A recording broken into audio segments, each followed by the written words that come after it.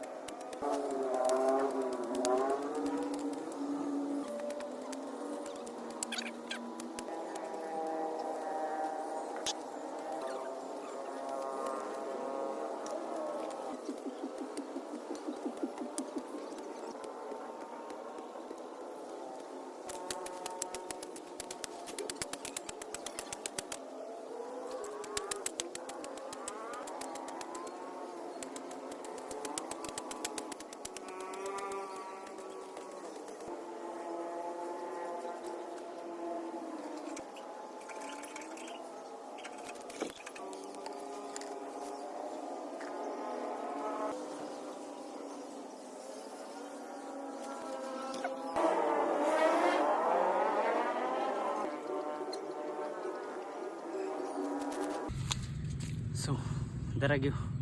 So, tanom tanan na dito kay wala man ta nakaluyong. So, kita man taog ni Torok kanang sa mga lamas-lamas bago magtuwa ta. Kini siya atsal or kamatis o kay baw basta nakitaan ko rin siya sa kaang. So, ako na lang siya. Ako na lang siya itanom. So, makita ra ni kung unsay mo bunga ini mo dako na. So, i-update na mo gyud kung kumunga na ni go. So, ato na lang itanom ditso na ni.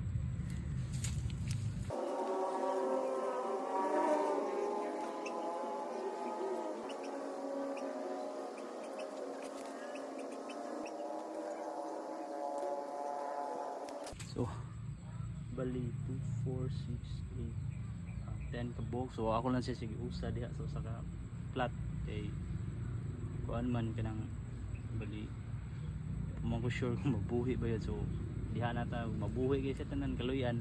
Diha na nato siya ay transfer ang uban para di maghuot ba.